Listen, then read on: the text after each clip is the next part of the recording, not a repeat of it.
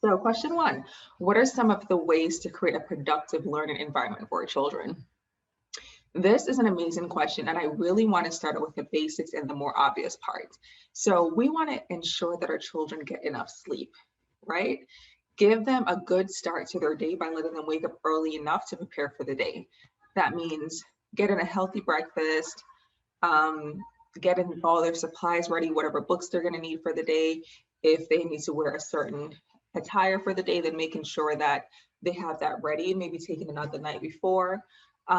Two other quick tips I want to give would be to make sure that your children are getting sunlight. For those children who are working from home remotely and they're just doing the virtual learning, make sure they get outside, some fresh air, some sunlight, exercise. I don't know what schools are doing for gym. I know my kid is just watching something on YouTube and, you know, jumping around sometimes, but just making sure that they get outside to get some fresh air and some sunlight.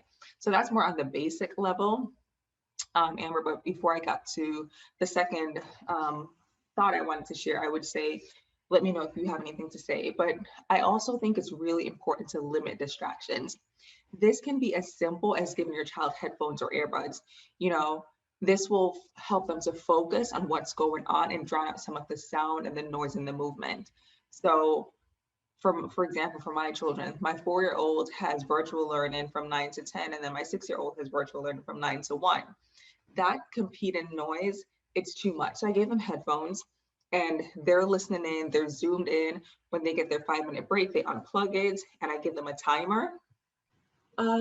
Another way, like, and these are really small things. I'm going to start with some really, really small things because I want you to understand the importance of setting up your children for success.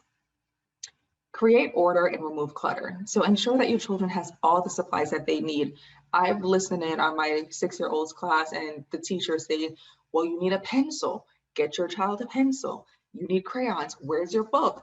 Your battery is dying. Where's your charger? Just those basic things. If you can just try to think of that either the night before, have them wake up early enough to set up the day of, this will really help to limit any kind of frustration or overwhelm that they may experience from that one small thing.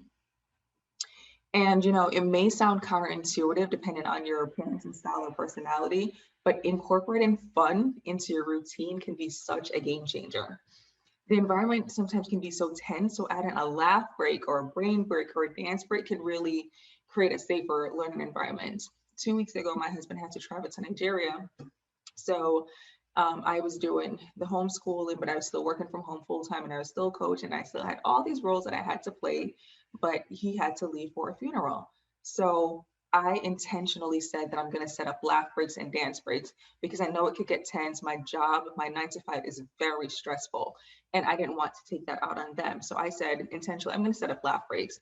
So it would be either proactively or reactively. So the proactive part was at 2 o'clock, we're going to do a dance break where I put something on YouTube and we're just acting crazy, having fun, and that helps with the tension. Or it can be reactive where I realize, okay, I'm getting stressed, I'm getting frustrated, whether it's directly with them or indirectly because of everything that's going on and that I have on my plate. And I would say, okay, we need a dance break. And I'll do a dance break or a laugh break. Or just like burst out laugh. And then 4-year-old and 6-year-old, they're just going to start laughing with you.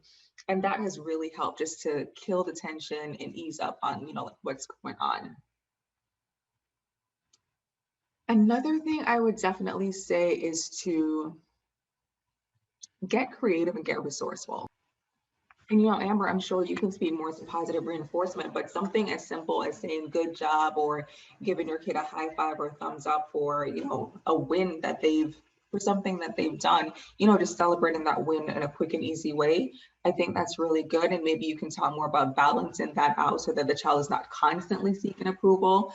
Amber, I would definitely say that's your lane. So if you have anything to add to it or a different tip altogether, then I'll just turn it over to you. So as it relates to tips for managing time and increasing productivity, I would say you need to figure out what works best for you, and figuring out literally means try it, tweak it, try it, tweak it, try it, tweak it again. Amber and I are kind of like the perfect duo right now because we operate so differently, but we both get things done. So Amber and I are actually the perfect duo to talk about managing time and increasing productivity because both of us get things done, but we have very different ways of approaching our tasks and our goals. So there's some things that both of us do, and then there are some things that we do separately. Amber is great on flow, where I flow more with structure. So I'll let Amber talk to you about the importance of flow, but for me, structure helps me to create anchors for my kids so they know in the morning this is what time you're gonna in the morning you're gonna have breakfast, after breakfast this is what happens. And as we do that repetition, it kind of helps them to know what's coming next, and it helps me to create space and blocks. So if someone says to me, hey, can you meet from XYZ? I know that 8 o'clock to 10 o'clock is my window for this, 12 o'clock to 4 o'clock is my window for this. So I really don't have that. I don't have that much flexibility in what I'm doing. Um, Establishing boundaries is very, very important. Like I said, my children are 4 and 6, and they understand when right before I go to a meeting, I say, all right, kids, mommy's going to a meeting. And they understand that my closed door and me being a meeting means I am unavailable. Figure it out. Now, that also takes planning. Before I go into the meeting, I'm going to make sure that they had a snack, that they're not thirsty, that, whatever they need, they have. But anything else, it should be able to wait.